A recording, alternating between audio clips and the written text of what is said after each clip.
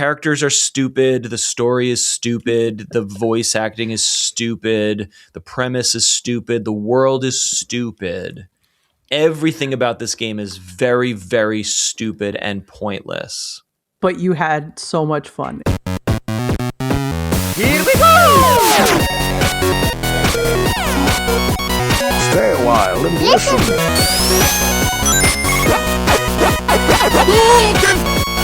Now I find out. It's good! Happy New Year. Happy New Year. Happy New Year. You're listening, of course, to the NPR broadcast of Colette and Matt have entered the chat. It's a quiet, peaceful January conversation about video games, and it's happening, people. It's the game of the year time. Oh, it's happening so hard. I think in prior years we decided to do it I think last year we did it before the end of the year, right? Can't remember. Did we? I can't remember anything. We may have recorded it before and then published it after. I can't remember. But yeah, it just was not. There was no way, for whatever reason, in this holiday season that we were going to get this done before the end of the year. At least on my end, I just felt like this December was stupid busy. Yeah. Well, I mean, I think my December wasn't crazy busy, but I think that I always feel like people that have kids are having a different December than I am. You know what I mean? Because but even if you don't, it's like, let's cram all the holidays, whatever you've got Thanksgiving leading right into whatever holidays you celebrate, and your family probably touches a variety of different occasions. Let's cram all of the budgetary pressures that come with working for different companies. And we got to get this done. And we got to build all this before the end of the year. And we got to file all these forms before the end. And then it's holidays and the capitalist pressure of making sure you prove that you love everyone by buying them things. And game of the year. All cram it all into 1 month. Why do we do this? Fair. As a society? Yeah. Capitalism. Mm-hmm. Yeah. I mean, but we made it through. Let's not be fooled that anybody is celebrating the birth of Jesus Christ, because they're not. I mean, I always think about, and I know this is going to be like a real rando reference, because I am and have never been religious, and so people are going to be like, what is she talking about? Mm-hmm. But I've said before that I grew up in musical theater, in college and stuff, and I loved it. And we did Jesus Christ Superstar, which I also loved and love to this day. And there is a scene which is of course right from the Bible, where Jesus walks into the temple and he sees people selling all this stuff. And, so in the musical, he comes in, he sees it, he throws someone's table and he sings, "My temple should be a house of prayer, but you have made it a den of thieves." And that always really sticks with me around Christmas time, especially. It's not Christmas in the Bible at this time, but to me, it's very indicative of how long capitalism has been had its claws in, especially holidays, but just in general. And no doubt. It's just, no doubt. Yeah. And how far away, whoa. Oh my God, my monitor just went off. Cool. Fun. That's not good. Well, it's back. It has done that on occasion, but yeah, that's a weird one. I don't care for it. Well, dear listeners, no, it doesn't affect what we're recording here, but I'll be keeping an eye on it. I'm not a fan. Yeah. Not a fan. My name is Matt Silverman. I'm joined by the other person talking here. Her name is Colette Bennett. Hello. Hello. Happy New Year. Actual reason for the season is, of course, video games.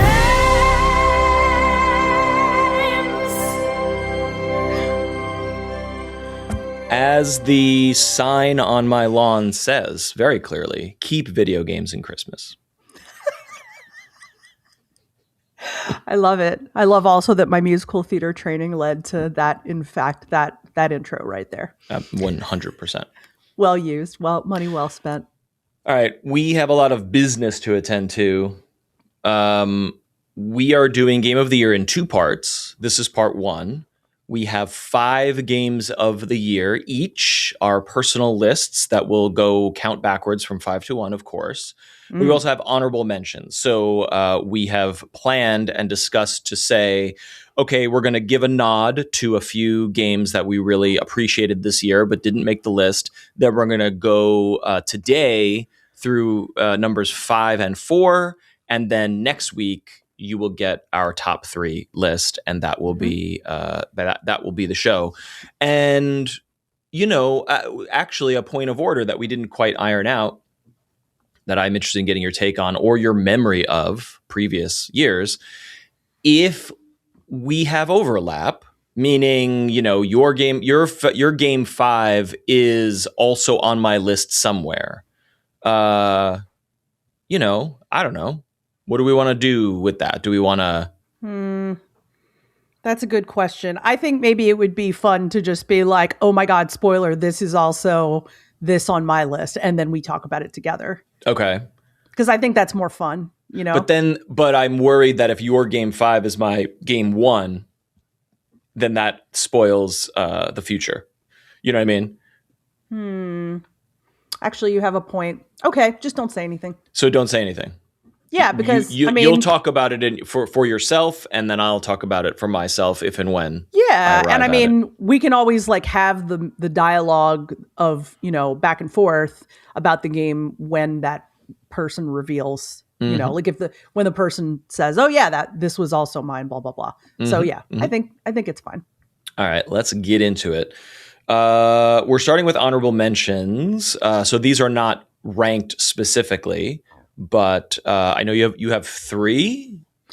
I had 3 honorable mentions, and I chose 5 games of the year. And I thought it was funny how long it took me. Like when I went and looked at the games of the year or the games I played in the beginning of the year, right. I was like, that feels like 87 years ago. It's 2025 was very long. Yes. Did you have trouble making your list? Like, I didn't, were you wrestling? Actually, no, me neither. No, I found that once I looked back to the beginning, that I really was like, oh yeah, no, I know exactly what these are. There were a few that I had not completely forgotten, but it had really gone to the back burner of my mind, and I had to pull those back. Same. But I making my top 5 was actually really easy. I knew exactly what those were pretty much. Yep. All right. Well, let's get into it. Go first, since you have 3. So we'll ping pong here, but what is the first game that you want to nod but didn't quite make it to your official list? So I will do the honorable mentions in backward order too, because I also ordered those. Yep. So I will be happy to announce my number 3.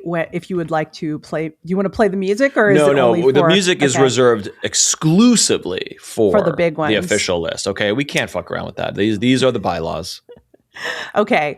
Number 3 on my honorable mentions list is, I should say, Metaphor Refantasio. Which I so enjoyed in the beginning of the year, and I ended up drifting off. I don't remember what got me to drift off, but I feel like the drifting off is just so common in general in video game world now, because it's so easy to get distracted that I'm not even hard on myself about it anymore. I'm just I'll get back to it. I think the entire world drifted away from this game because when it hit, it was such a conversation topic, and people were the RPG JRPG world was so enamored with this, and then Expedition 33 came out, and multiple other big releases, and I think the conversation around this game, at least in my observation, completely evaporated. And that's not the fault of the game. I think it was overshadowed, and I'm really glad it made your list. And I didn't remember if you had played the full game or if you had only played the demo, which is very, very meaty. No, I bought the whole damn thing. Yeah, the demo was meaty. I loved the demo. And I was like, I gotta have this. And what I loved about it so much, right, was that it felt didn't feel like it was a completely new Atlas IP that had like the polish and richness and like depth of what I love about Persona so much, but it was completely a new thing. Right. And so, yeah, I just loved it. And I've been thinking quite heavily actually about, now that the new year is here and that I don't really have an RPG in my lap, that I might actually just start it all over again from the beginning, because I can't remember, like too much about what part. I remember the story was super fascinating, what I got up to, but I got distracted. So and the music, oh my God, music's awesome.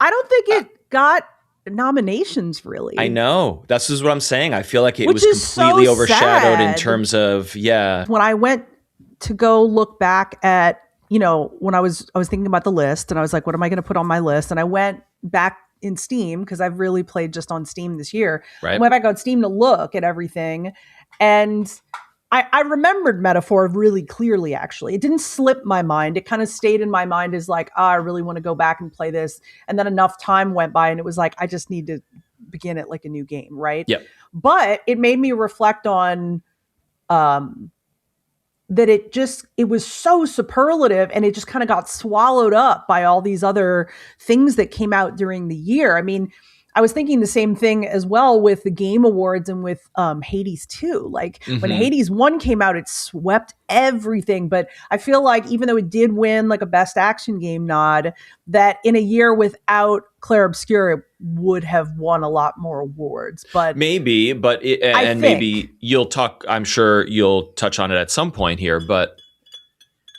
my perception is that it's more Hades, which is excellent. But like, it's not necessarily pushing any boundaries or changing any genres. Is that it's not accurate? Changing any genres? I do think that they iterated and made something, I don't want to say better, I want to say different enough that they didn't just make the same game. Yep.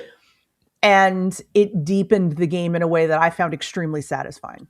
Yep. But yes, you have a point. Maybe when a new franchise debuts, that's the thing that wins all the awards. I'm trying to think of how many sequels have been like, ooh, like that's going to win, I consider Tears of the Kingdom to be, it is one of my favorite games ever. And it is a sequel, technically. It is a sequel, and it is iterative of Breath of the Wild, but I think it completes the picture of what Breath of the Wild aspired to be, and so I would make that case for that, for not for this list for this year, but I have made that case before. Pretty cool. So anyway, I hope one of my, I don't want to call it a hard resolution, but one of the things, I feel weird about resolutions, and that's a whole nother topic, but I would like this year to play Metaphor fresh from the beginning and complete it. So that is on my to-do list this year, because another thing that I'd really like to do that is a non-resolution is play more of the games in my Steam library that have gotten purchased and then gone unplayed. I think I was better about that this year, but I still have some, or not unplayed, but maybe unfinished that I wanted to finish, and there's a few that are completely unplayed that I still want to play. Totally. Metaphor is if you're listening to this during the winter sale, which is ongoing, I think that is ongoing through into mid-January, if I'm not mistaken. I think Metaphor is on sale for the deepest discount it has been. Like, it is at least $15 to $20 off of the full price package. So it is one of those games that is on my wish list that it's like, oh yeah, no, I remember this. And I've spent my Christmas money on other on sale games, but for anyone listening who might want to dive back into Metaphor, like, and even you just mentioning it here, I had completely forgotten about it. Yeah. I think also, and we've all joked about this and commiserated about this, but 2025 was so long for so many reasons. I think the way that we felt experiencing it, and I think it was even easier. I think a lot of people suffered from brain fog, feeling hopeless, feeling overwhelmed. Even easier to lose track of games that you wanted to really give a lot of attention to. So I do hope that this will will really work out for. Makes me think about if I was if I were a game publisher or whatnot. You really draft off of award season and recency bias when it comes to the zeitgeist around your game. And I assume this applies to movies and TV shows and books and whatever. If you put out an amazing game in October or November, you're cruising into, accolades territory. And that keeps the conversation going around your thing it heightens it. Whereas I don't remember when Metaphor came out, but if you release your game on January 3rd, and then the world is gripped by fascism and genocide, and then we forget what happens, then your thing is overlooked, and that's just interesting from a strategy point of view. If you're running a business around media, for sure, yeah, it's a lot to think about, and yeah, it's just things you would have necessarily never expected to factor into how your game might perform, right?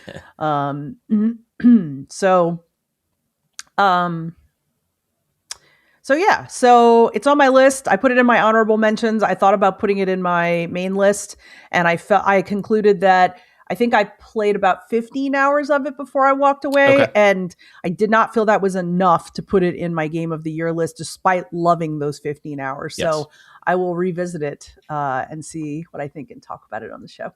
I loved what I played at the demo, and I really loved in a world of goofy JRPGs and character designs that are a little, trite, I guess, Mm-hmm. Yeah. Metaphor had a freshness and a cool factor that it really grabbed me. And I think it grabbed a lot of people. Yeah, I agree. I'm now personally at a point where I cannot take another anime RPG. And I know that technically this is anime, but it's like Atlas's style of anime, which I've always really loved. Yeah. But the typical anime aesthetic, I can't. It's too done. I'm not interested anymore, you know? So. Yep. I feel you. Man, your turn. You mentioned something that made me think about putting a third honorable mention on my list, and now I'm blanking on what it is. I only have two, but I'm gonna keep thinking on that. Yeah, maybe it'll surface while you're thinking and talking. One of my honorable mentions is Ball Pit, because it is a great game. It is interesting. You and I were so hyped for this game, and it was such a. I don't know. I think a lot of our conversation today and next week will be like, blah, blah, blah, blah, blah. But then this happened. And so that changed everything. So there was a point in 2025 when Ball Pit was definitely my most anticipated game. Yes, I remember that.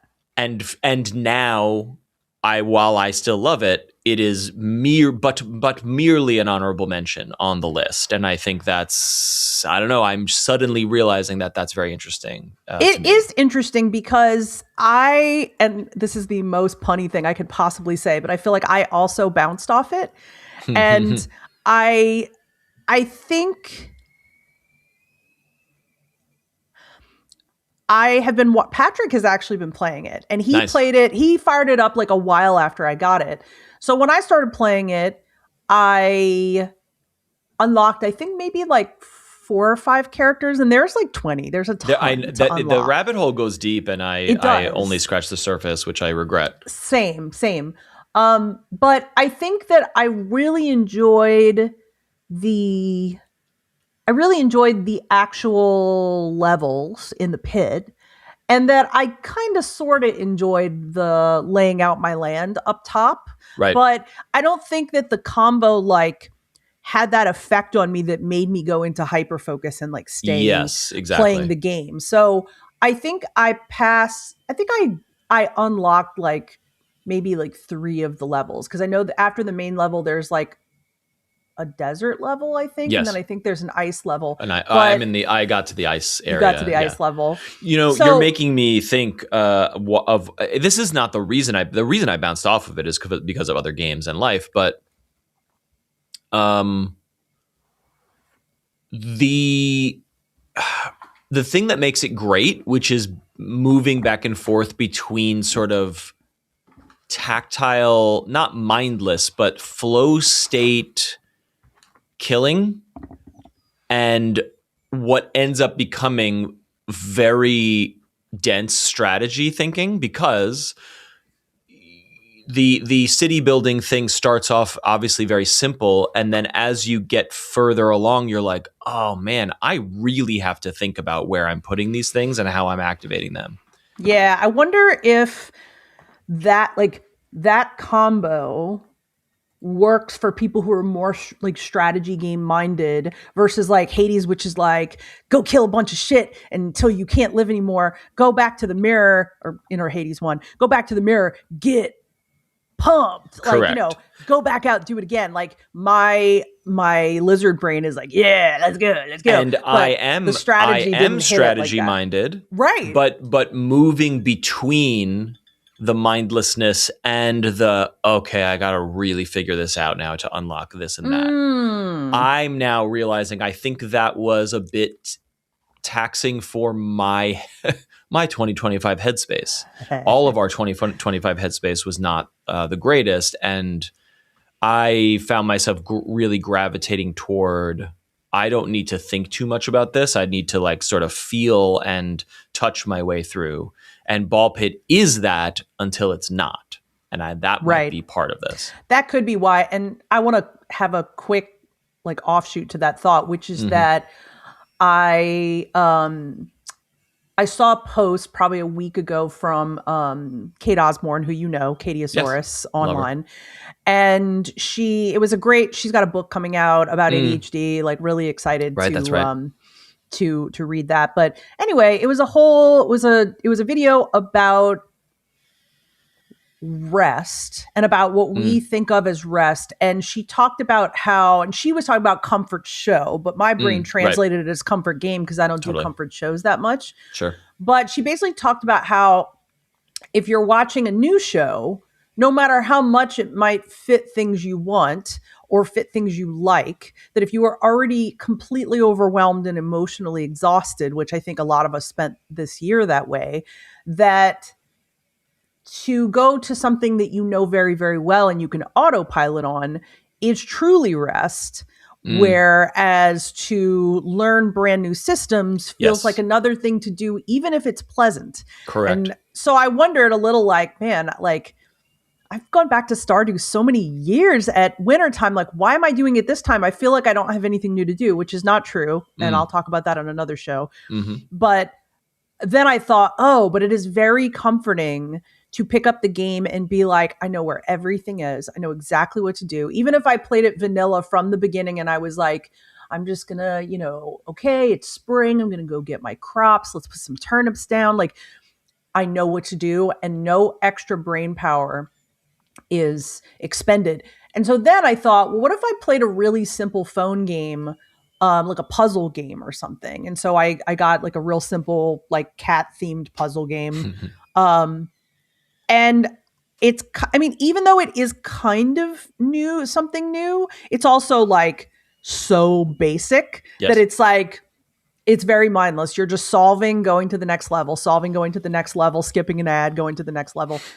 And I was like, oh, this is rest. Because before hearing that, I think Patrick would be like, what are you doing? And I'd be like, playing a stupid phone game. Like I'd always criticize playing things that I thought of as mindless. And it completely changed my perspective to be like, there's rest in playing things that are familiar or watching things or listening to things or whatever your thing is that you do.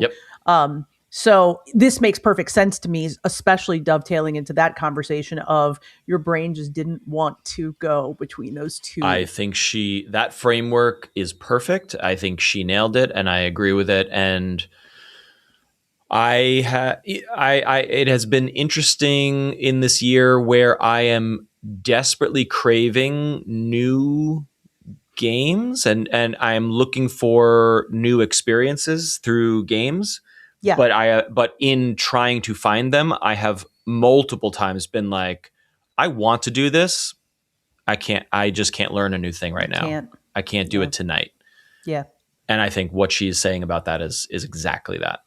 Yeah, it's great. It's really great. So, yeah, I think it's still a really good game. I think that it is probably a perfect fit for some people. I actually saw that Jennifer Svedberg again was like, she has unlocked everything. Like, it's like perfect for her, I guess. Okay. Wait, so, who is, I don't know who that, I don't know that the name. writer I don't of think. Claire Obscure. Oh, yes. Okay. She's playing ball pit? Yeah, and she's That's like, funny. she took a picture a couple days ago and she had unlocked every character, and I was like, wow, girl, you go. Great, but great. you know, just because it didn't hit for us, right? It's like it's still hitting for somebody, which is nice. It is one of those games that it will hit one day. It just didn't hit the time that it came out, and then other things happen. And the nice thing is it's in your library, so if you're in a better mental space later, it's there. Side note, and this might actually be highly relevant to what we are saying this at this very second. I believe Devolver, which publishes it, shared something somewhere on social media. I don't know what platform, showing a bunch of their games being ported to mobile, and Ball Pit was on the list. And that's when you think about cool. it, it's like, oh, duh, this is the perfect. Absolutely. I mean, I feel like they would just have to adjust a little bit with the above ground stuff so you could like see what you're doing. Yes. But I mean, the pit scenes are perfect for mobile. Yes, portrait mode. I want more portrait mode. Portrait mode for I'm finding that so many games I'm interested in, games that are like recommended or highly reviewed for mobile, and I am interested in that, are like, oh yeah, this PC game is now on mobile, but it's landscape. And landscape games on mobile are fine, but it's not. If I'm going to play a mobile game, I want it to be in the mobile form factor. I don't want to flip my phone on the side and play a TV game on my phone, because I'll just play that on a television. You know what I mean? Yep. So I'm observing this fascinating lack of good portrait games.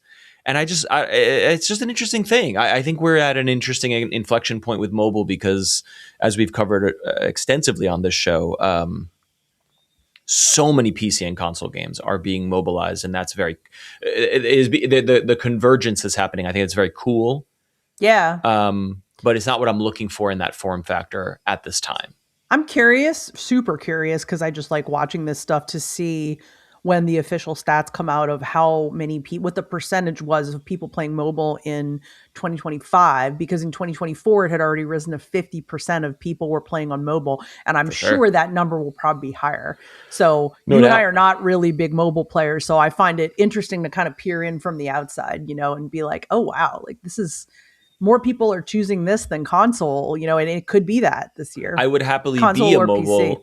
I would be a mobile player if the game matches the form factor. Cramming. Red Dead Redemption came out on mobile, and it is apparently like a phenomenal port. Like, people are raving about it. It is very, very good, and you can just get it for free if you have Netflix. Like, it's a great deal. But I don't want to play that game on a mobile. That's not my. Yeah.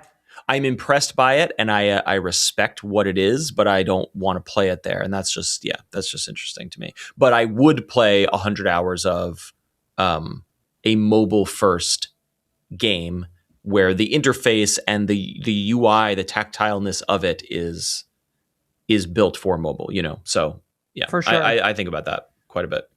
For sure. Okay. Next honorable mention on your list, please. The next honorable mention on my list is actually Whisper of the House, which I'm playing now. I don't know this game. Oh, okay. Well, I think I might have talked about it when the demo came out. And there was a little kerfuffle about it when the demo came out, because the concept of the game is it's a cozy game. It is definitely inspired by like unpacking. Remember when unpacking came out, we were like, oh, like maybe this will be a genre. This is an entry in that genre. So you are living in Japan, and you are basically being hired to help people tidy, unpack. Like the assignments vary. Like, some of them will be like, oh, I moved in and I need help unpacking. Some will be like, oh, this space is a mess and I need cleaning help. Like, or a combination of both or whatever. But I think as I recall, the kerfuffle was like one of the rooms in the demo was it insinuated some sort of abuse happening or something. And like some people were like, there was no trigger warning, blah, blah, blah. And so they like completely took that room out of the game in response to people. Now this does sound familiar, but there was a game in the Wholesome Direct that I think we were both, you were excited about it, and we were both noting that it was like, oh, it's unpacking, but something else. But that's not this, is it? I don't think so. That's a separate game. That might be that's probably a separate game. I don't remember. I'm looking at the game, and I don't remember this specific game, but I do recall you. And maybe we were talking about some other game that changed or removed a triggering thing. That could also be true. Possibly, but yeah, I loved this demo. Absolutely adored it, and was like, oh, this is real fun. So it's kind of cool because you have like a home. So you have like a home base, and you get to unpack your own home. And then as you're doing things, you get gifts that you can go back and unpack. You can decorate your own space. Right. And they let you do things like change colors of items and stuff, which I really liked. Like I get to really be like really you can customize that. I like that a lot. Yeah. But then you get mail, and the mail will be like, oh, I was wondering if you were available to come over and do this or do that. So the first few you do, they're like, they're more just kind of cute and fun. Yep. And then as you've done some more, then you start getting into deeper stories. So I'm now on one, and I don't want to give anything away, but the story in it reminds me a little bit of like, there's some little bits of like Chrono Trigger-esque like storytelling in there, which is really nice. Yeah. About time travel. Cool. And you're like, oh, and so I have a feeling that you're going to get deeper and deeper into like seeing like tender parts of people's lives. Yeah. And I like that. It's whimsical, but I also really enjoy the process of decorating the spaces. That's always super fun for me. So I don't know how long the game is. I haven't looked that up yet. I have played 6 hours so far, and I have plenty of tasks left to do. But yeah, from like music to design to, it's got like a top down kind of, I can't think of the word. What's the... Oh, isometric. Isometric, thank you. Right. It's got an isometric perspective and just a really cute design of the whole town. And like while you're walking around, you can like find little things, little goodies, just like, oh, you picked up this trash on the street for no reason. Like here's 10 gold or whatever. Right. So it's just very delightful. Well, it kind of mixes that. It kind of mixes like a town Stardew RPG with the unpacking, because it does. In unpacking, as we know, like there's no overworld. It is just level. And that actually is very like, it's funny that no one has who knows what people are developing, but like this is the first one of those that has brought those two concepts together that I'm aware of, and that's that like, I'm aware of too, and I really so like obvious it. When you think about it. That game, I think it was in the Wholesome Direct, the game where you like manage a thrift store and you have to like. That is what the game we talked about? Of. Yeah, and that's not out yet. No, but that game, I feel like that's going to be a game that will definitely. Be like, okay, like you have a home base, but also you're doing the organizing, but also you're hearing stories. So I do think, like we said, that like, whenever someone kind of does something very new in a genre and it really sticks, people iterate on that. And I love that because sometimes they iterate into something really great. That's what this sort of feels like to me. And although the storytelling hasn't been as moving yet as what Unpacking did, which I think is, its greatest thing about it. It's just been real fun. So I've really enjoyed it. I'm continuing to enjoy it. And we'll see where it goes once I get to wherever the end is. But, it is in the Steam sale. Yeah, it's on sale now. And it's like, I think $12 or something. So, thought I'd mention that as well, since we're talking about what's included. When you said the name of the game, which is Whisper of the House, I was like, okay, what horror game is this? That's a weird title, if you honestly. Yes, for this, a lot of my list this year is horror, but none of my honorable mentions are. Right. So, teaser for you. Man, I am If I think of my third honorable mention, I will put it in the next show.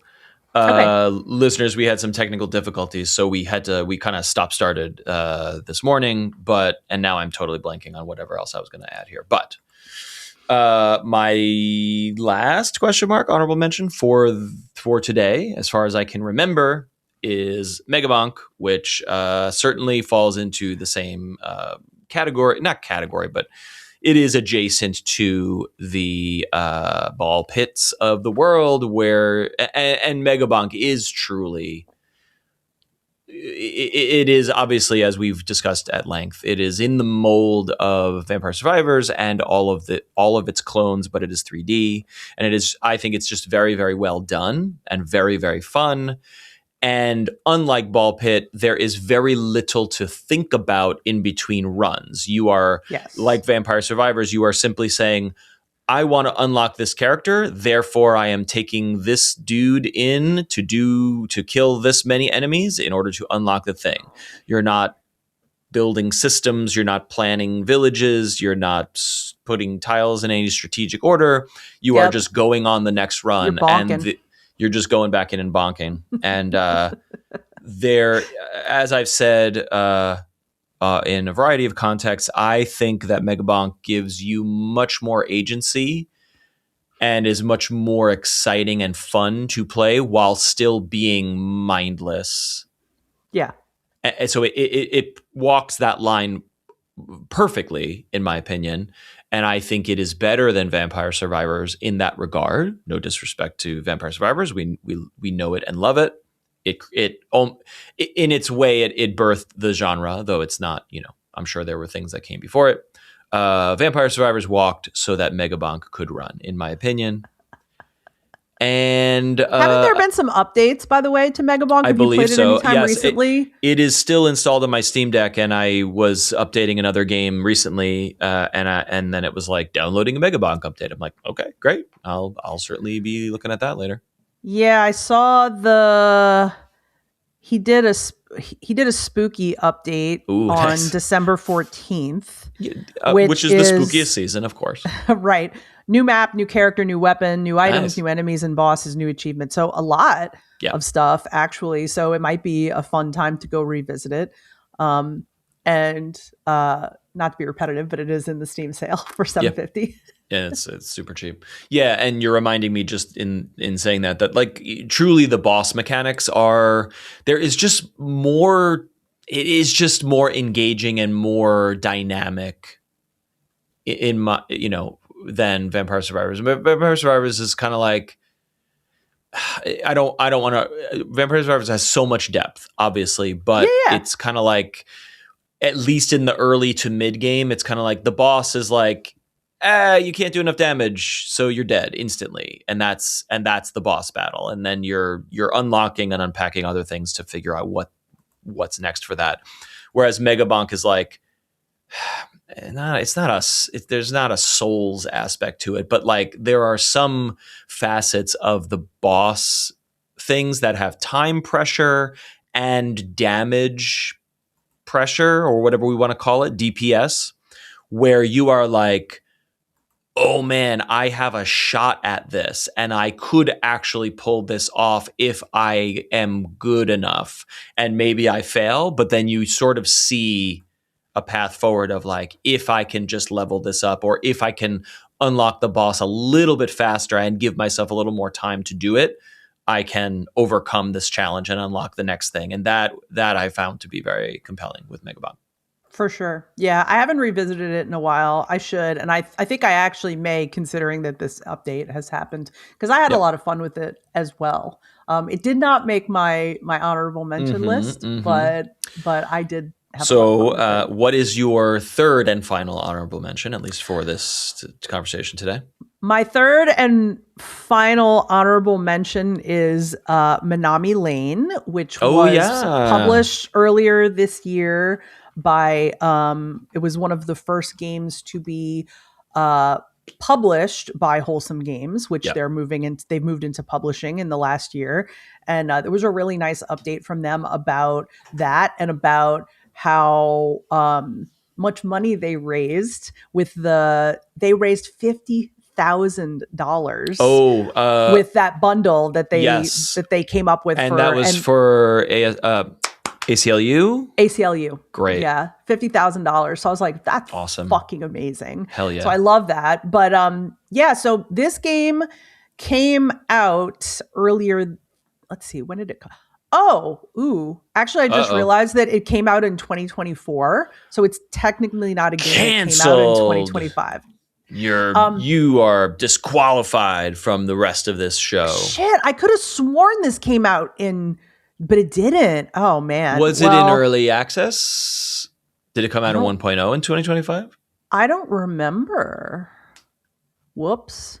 We didn't formalize our criteria necessarily, but I will be a stickler and say that a 1.0 or early access release needs to happen in the calendar year of 2025 to be considered. Yeah, and I'm not fair. saying that to shit on Menominee Lane. I'm just saying like I reviewed it on March 6, 2024, according to Steam. So I think maybe I don't think I had it in a list for 2024. I wonder if it was... I don't know for sure. Oh, it's on Switch, by the way. It is. For $3. Mm-hmm. Yeah, it's not a very long game. That's one thing about it. It is a really fun game, but it's not a really long game. I think maybe it took me about 4 or 5 hours to play the whole thing. Oh, that's right. Yeah, I know. I remember you talking about this. Yeah, this is. I wish there was more of it because I so enjoyed it. But that's okay. Like, I mean, I'm okay with a game being delightful and short and sweet. But I could have done so much more of it. It was just really, really fun. But yeah, I kind of feel like we should skip it because it's not in the right year and just get into the games that are the bottom games that are on it came to Switch in August of 2024. So 1.0 definitely was 2024. But hey, never a bad thing to shout out Menominee Lane. It's I remember vividly when you were bringing it up to talk about it. Yes. So question is, should then I just skip that and go right to my number 5? Okay. We're doing it. All right. Gonna need some music. Okay. Here it is. Colette Bennett's number 5 game of the year 2025 is Mouthwashing. Oh. Which actually, when we practiced this, I said it by accident. I was like, I hope he doesn't remember I thought that. You were just, yeah. Okay. So, mouthwashing was talked about so much this year. And initially, I felt less inclined to play it because I am actually not a huge fan of like the PS1 aesthetic. I know it's like everywhere right now, but I was kind of like, so I finally was like, all right, I'm going to get it. And it's so cheap. I think it's like, right now it's like $9. I think when I bought it, it might've been even less than that, to be honest. But for anyone who hasn't played it, like the general concept of mouthwashing is that you are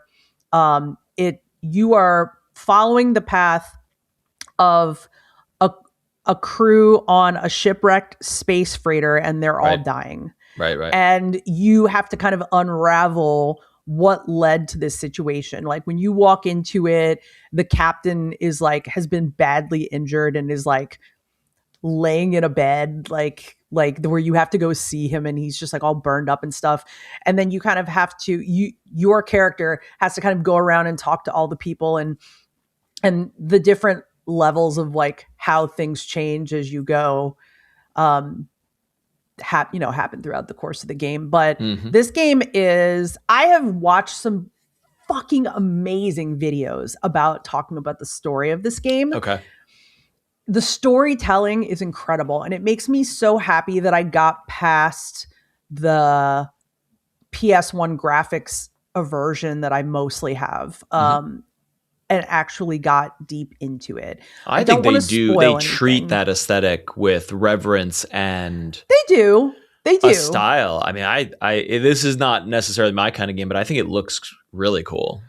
I cannot say enough good things about the story of this game and how complex it is and how much it left an effect on me that was as strong as some of the best storytelling in films that I've seen. Like, it is absolutely, to me, like film tier storytelling. Right. I do not want to give anything away about the story because it is so, there are so many multi-layers about these characters are rich. They are so rich. And this is also not a jump scary game in any way. It is a I'm horror seeing game. that in the reviews. Yeah, but it is absolutely like a slow burn psychological horror, which is like my favorite type of thing. Totally. But yeah, like it just absolutely really lived up to every possible like positive thing I could say about it. And I don't think I'm trying to remember how long I spent on it. It's not super long. Let's see what Steam says. Steam says I played for 4 hours. So yeah, it's not long at all. It's like, yet again, a game kind of like Menominee Lane, you could sit down and like finish in like a morning or like on a weekend afternoon or something. But a ride, like really a ride. And if you played it and enjoyed it or want to play it and then you enjoy it, I would absolutely suggest watching some YouTube videos, some of the YouTube videos out there about the story, because I played it and I was like, whoa. And then I watched some of the analyses of it and some of the things that people highlighted. And I was like, fuck me. Like, wow. Because I saw it, but I always love with really story rich games getting people's kind of take on it. The deep dives, the analysis. And some people did some really great stuff on it. So yeah, definitely highly recommend if the idea of being trapped in space with a dying crew is for you. I love me some space horror. So I didn't realize it was such a story rich game. For whatever reason in my mind, this felt like a co-op, get your friends together to do crazy horror. I think I'm thinking of Content Warning, which has a similar aesthetic, but it's a totally different game, obviously. You are. Yeah, no, this is all first person single player story, the whole thing. Would you be surprised to learn that Mouthwashing came out in September of 2024? Oh, fuck. I'm going to give it to you because I do feel like this game came into the zeitgeist in early 2025. I feel like people discovered it and it became a thing. It did. Of a little while into the year. So shit. Now I'm like, man, I got to make 100% sure that everything else on my list did come out in 2025. We're not changing your list. We're grandfathering it in. Damn, I really thought it came out last year. I really thought it did. But I think it's because it was everywhere, like you said. It really was, and then obviously did not disappear. It is so overwhelmingly overwhelmingly positive and has so many reviews on Steam. So it's not going anywhere, but the discussion again came and went because it was such an early 2025 thing. And then people and it was short and people enjoyed it and moved on. But I am glad you are reminding me of it here because I think it just looks scary. It looks cool. It's a great game. And honestly, it could be one of those things where if it's not your thing to play, but if you're interested in the story, you can always just watch a playthrough because it's not that long. Yeah. So I remember my third honorable mention, which I will insert with brevity here. Yes. And it is Peak. Because I think Peak is extraordinary. It is not on my personal list because it is. I don't have the friend infrastructure or sort of time. I have plenty of time for video games, but I don't have the bandwidth to like coordinate with a group of friends to play Peak. And Peak, you can play it solo, but there is no like lobby join randos situation, and that is by design. I think that makes sense for this game.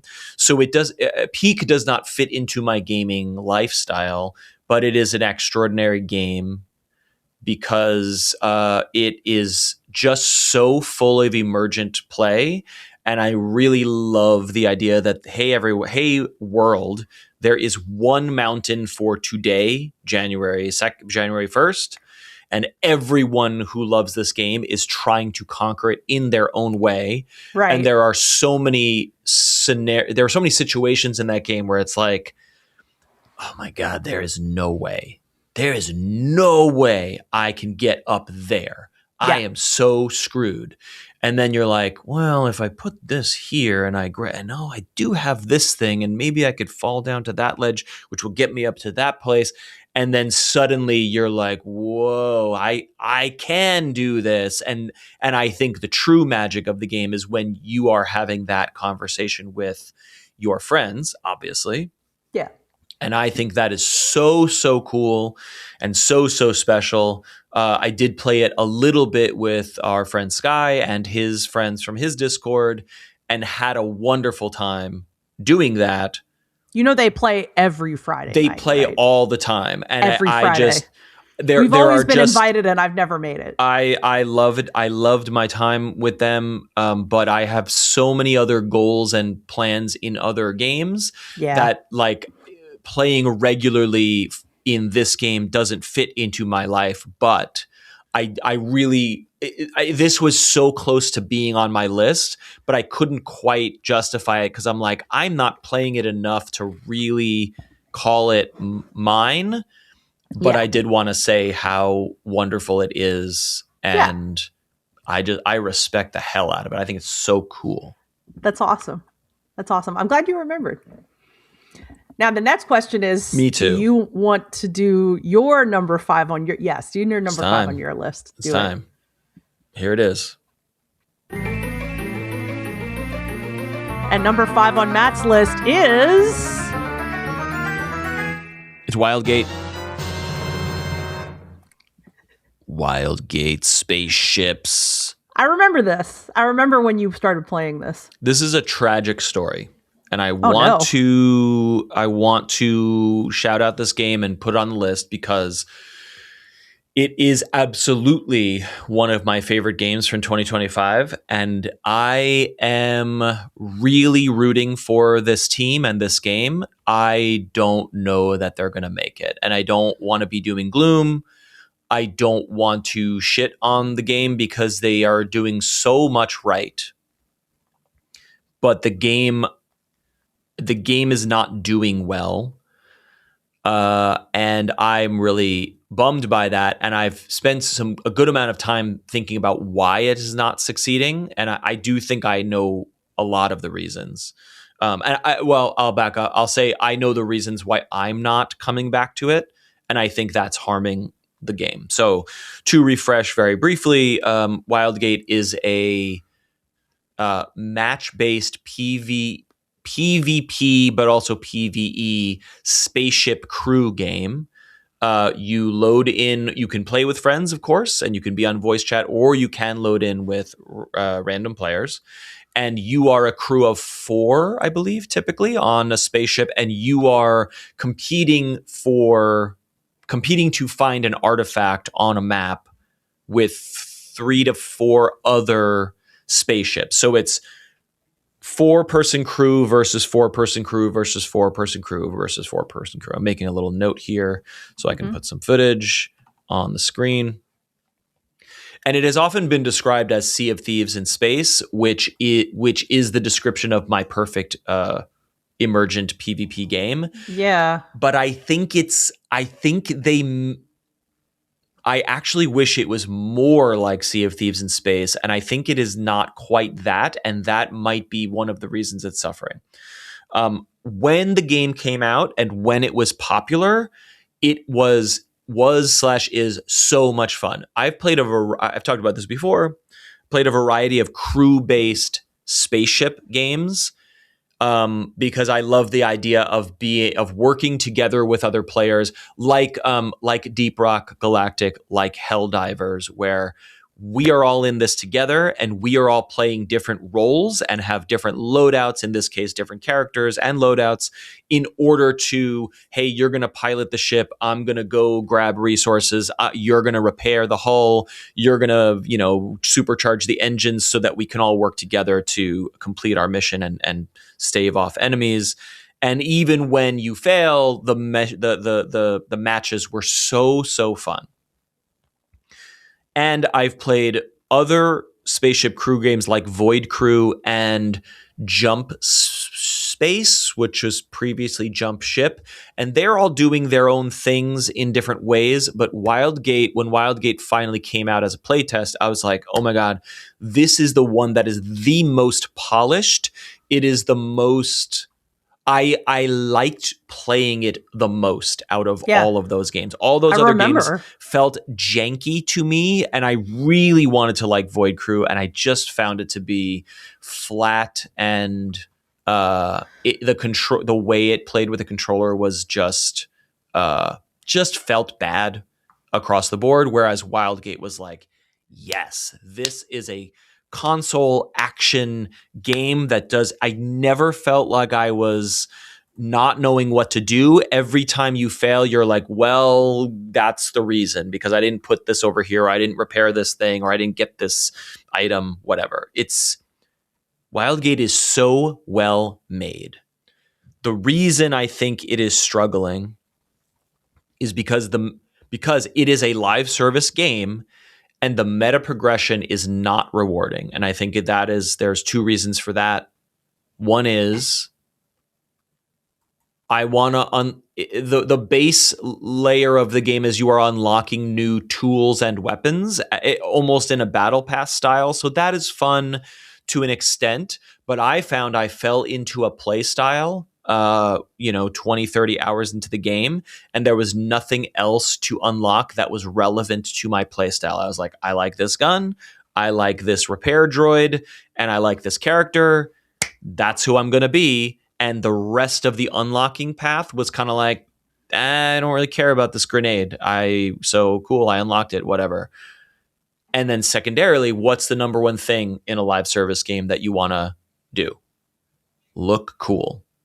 And because I was like, tell me more. I don't know yet. The answer is look cool, get a cool hat, get a sick skin. And they made the game character based, like Overwatch, not like create your own character like a Monster Hunter or a Sea of Thieves. And so what you end up unlocking are like, hey, I got a blue shirt for my raider guy instead of a red shirt. Cool. It's the exact same character model. There is nothing special or interesting or differentiating about the cosmetics. And so you're grinding away at a tree that is not, you're not gaining cosmetics that feel like, whoa, now I can make my character look cool or look different and special. It's just my character is the same as your character, but my guy's blue and your guy's red. And that was a big bummer. Additionally, you can unlock cosmetics for the ship, but the ship is not always yours. It's shared. So what happens there is when you load into a match, your ship with your cosmetics and your ship name has a 1 in 4 chance of being the ship. So when you load into a match, you're not necessarily flying your ship. You're flying someone else's ship with their cosmetics. And it's like that right there coming from Sea of Thieves. When you play Sea of Thieves, your ship, your sails, your wheel, your decorations are yours. And the name of your ship is yours. And the pride you take in sailing your ship to do what you are doing is like 90% of what makes that game special. Mm-hmm. And so now you have Wildgate, which is adjacent to that, but it's like my character is not my own because they look like every other character in that class. My repair guy looks like your repair guy. We're the same. And my ship is not my own, so I have no cosmetics to work for. Pair that with you're always loading in with randoms at various skill levels, and the entire game is centered around PvP. And my last point about why the game is not holding a player base is because the reason Deep Rock Galactic, Helldivers, Sea of Thieves, and now Arc Raiders is so successful is because no matter what my goals are, I can load into the game and play solo or with a team and still benefit and gain and unlock and level up, regardless of whether I have a team of friends or not. I can play Sea of Thieves in a super chill way. I'm just bringing cargo or fishing. And yes, there is PvP, and yes, there is danger out there on the water. But if I want to play my own way, I can do that and enjoy that. And that is why I played 300 hours of Sea of Thieves. In Wildgate, they're iterating and they're expanding it. They're trying desperately to keep the player base. But at launch, there is only one mode in Wildgate, and it is get the artifact in 25 minutes or die trying. And that is super fun and it's really awesome. But there is no way for me to take my cool ship out into the world and chill out in Wildgate. And I maybe think that they is, launched too soon. I'm wondering because this is a new studio. This is the first game they've ever done. It is a new. I don't think they launched too soon. I think they did a very robust playtest beta that proved that the game was very, very polished and well regarded. I think that it's not necessarily too soon, in my opinion. It is more about they launched a live service game in a very competitive landscape where there are many other live service games that let you play your own way and grind and level up in your own way. And this does not give me enough carrot to grind and does not let me grind in a solo chill out, play my own way kind of way. And so the result of that is now if I fire up Wildgate today or in the last 3 months, because you need, in order to play this one mode, you need at least 4 ships with 4 players each. So in order to play the game, you need 16, more like 20 players to all load in together right now at the same time. And right now there's not enough pool of players to fill out those lobbies at any given time. So what has been happening is like, hey man, I love Wildgate. I want to play some more Wildgate. And then you sit and wait for a match for 5 minutes, 10 minutes. And most players are like, why, this is stupid. They're not going to do that. I'm out of here. And that cycle of like, I want to play, but no one's online to play. So I guess I'm not playing, which means the next person who wants to play, there's no way to play the game unless you sit and wait. That's a huge shame, sucks. Man. It sucks because the game it's so good. It's so good, but it needs more ways to play. Like, I don't know, again, Monster Hunter. It's like, I don't need a crew of people to play Monster Hunter. I can just load up Monster Hunter, and if other people join my session, we can all take down the monster together. If nobody joins my session, I achieve the same goal. Right. You can't do that in Wildgate, and that's the shame. It's a bummer. That sucks. It is number 5, my game of the year. I had so much fun playing it. I think it is extraordinary, and I hope it succeeds, but I can't play it right now, and it sucks. Yeah, I hate that. Okay. Well, what you got? Number 5. You ready? Yeah, I'm ready. Here's your music. Colette Bennett's number 5 game of the year 2025 is No, I'm Not a Human. Oh, I was a little late on getting all that out. Fine. It's a long title. Yeah, I talked about this game a lot in 2025 on the show, and it just had an update, which I watched a video of last night. I did not play it myself, but the developer added some new characters, a new ending, which I think might be my favorite ending of all the endings. This falls solidly in one of my favorite personal horror categories, which is shit is dark, it's going to get darker, and there is no good ending. I don't know why I like these hopeless stories, but I really do. Like my 2 favorite books of the year were also like pretty.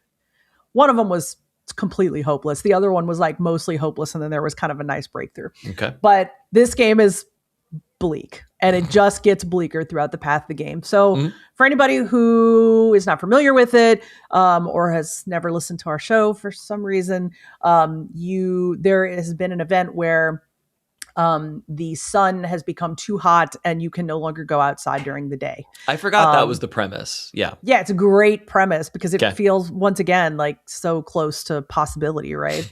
At least in some, version of the future. So totally like pricked on the climate change, concerns. And pandemic, of course. Post-pandemic, you're stuck in your house and you don't know what's going on out there. Yeah. No, and then it's even worse because the way that it's framed, you have to let people in, strangers, into your house, and you have to also decide, are they visitors, which is the game's like evil, not evil really, but like the visitors are our enemies. And every day the news is like updating you with some new thing, like a new symptom that like identifies visitors is that they have perfectly white, straight teeth, like, or something, and you're like, okay. And then as you let people into your house every night, you have to check them to decide, like, they have a symptom, they have two symptoms. Like for instance, one person you let in and you ask to see their teeth, they show you their teeth, they're perfectly white and straight. And then they'll be like, oh yeah, like I just had my teeth straightened before all this. Or I just had like this dentist visit, and you're like, are they lying? Or are they telling the truth? And so throughout the course of the game, you can check multiple things on them as every day the television is like, there's a new symptom, whatever. FEMA is like the bad guy, the big bad guy of the game. Like there's the bad event and then there's the bad. Like at first it's like FEMA's FEMA, trying to, like the real, like the agency. Okay. Like at first it's like they're helping with this situation, and this is another part of the game I really love. Really all you can do is look out your windows. Yeah. And as you look out your windows every day, shit just continues to just go down, down, down, down, down. And then in addition to all this, there's like trauma with the house for the protagonist, which I'll leave the jar lid on that for people who play it. But that's kind of woven into the whole story, which I think is really interesting. And there's like things around the house that you can kind of gather, like what happened to this person before all this took place. Wow. I really enjoyed the characters. They're very non-cookie cutter. I mean, some of them are like, eventually you get the super Republican guy with the gun. Eventually but then you get some other ones that you're like you get this one woman who's like was a ballet dancer and she has like a cat with her, and like you can invite her in and invite the cat in. And if you decide she's a visitor, you can kill her, but the cat stays. And then that's weird and wonky. Like the cat does stuff during the day and all that. I think my total play time on it was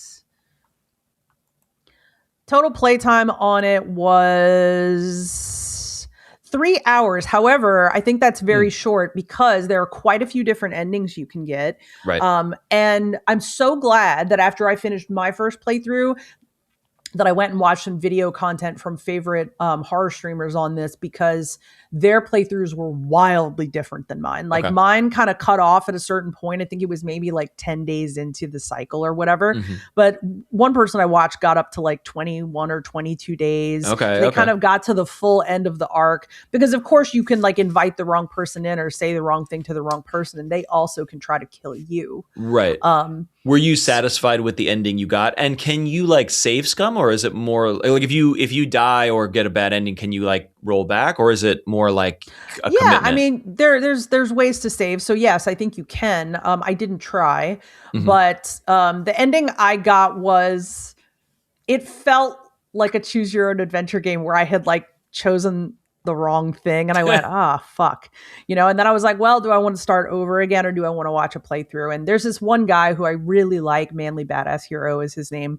And he streams all the horror games. And so I went and I watched his playthrough, which was so much further that he got. I was like, oh, this is great. And I got to see all these extra people and et cetera.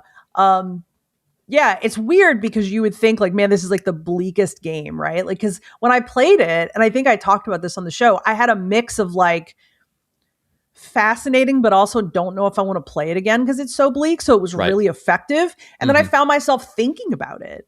And I was like, I guess I am going to go back and play that game that gave me these like mixed but intense feelings. Totally. And when I went back, I was more ready for it. Also, he worked on the color palette some. The game was very green, and it's still, yes, I remember a lot that. of it is. Mm-hmm. But I noticed when I played the final release that they had done some color stuff that I felt made it feel a little bit more bearable. When everything was green all of the time, for some reason, that was like very depressing. So I was like, oh, okay, cool. They've tweaked some of that. It was small stuff, but it worked for me. Mm-hmm. So anyway, really, really enjoyed it.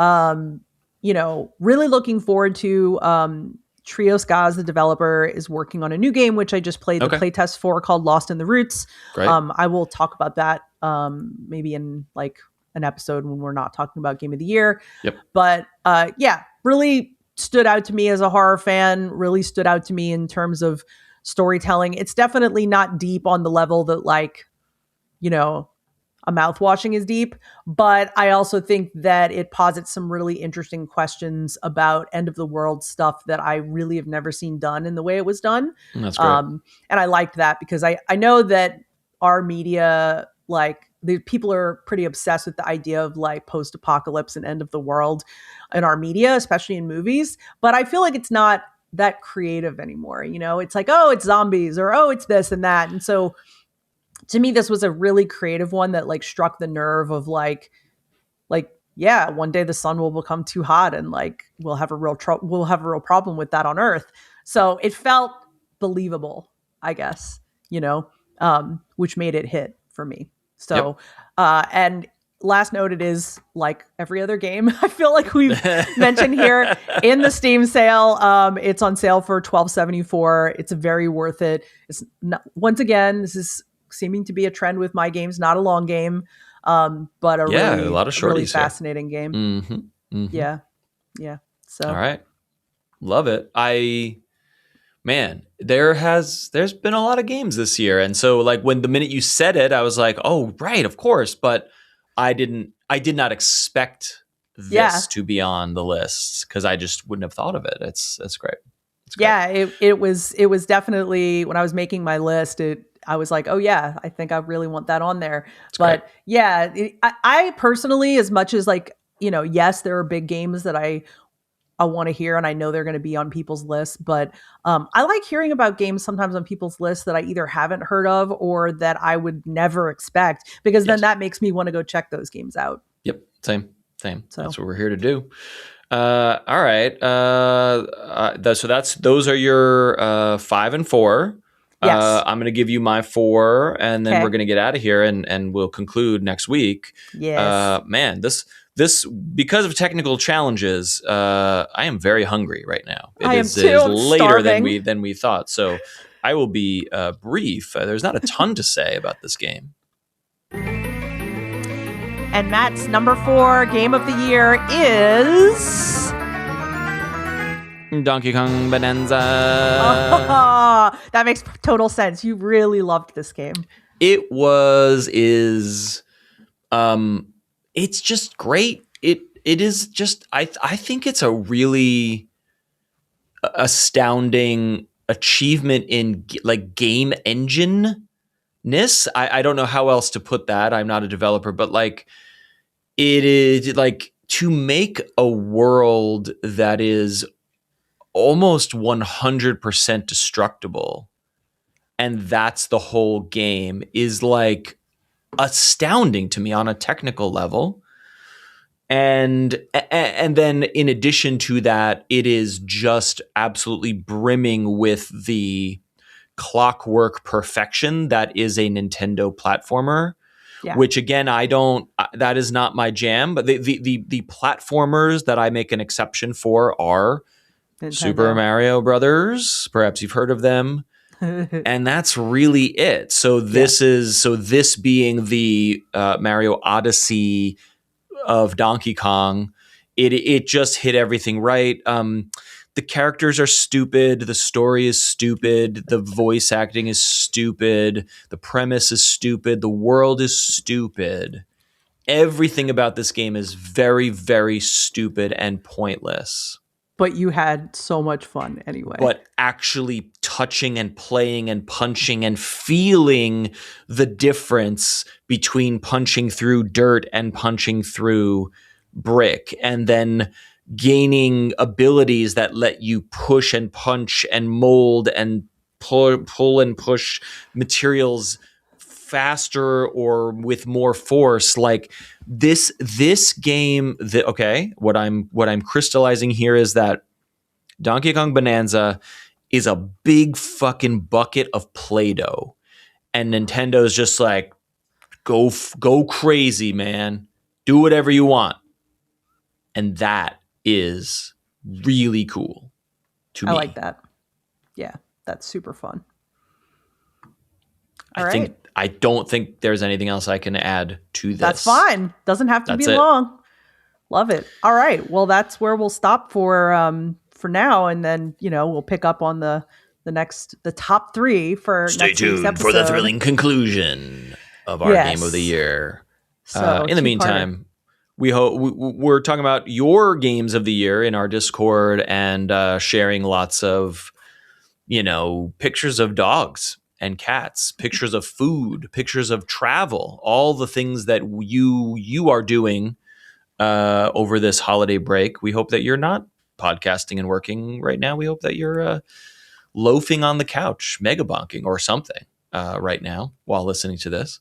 Yes, I hope the same for everyone. And I also just wanted to quickly say, even though I said it in the Discord, I typed it this morning, reflecting on end of the year made me once again more grateful than ever for the Discord and for a community that is small but mighty, and that has been I did a podcast which Matt, you referred me to the person who I'm so glad you did it. Yeah, I did. Is it out yet or coming? She plans ahead quite a bit, so she said it'll be a few weeks, but I'll share it here. I'm looking forward to hearing it. Yes, online.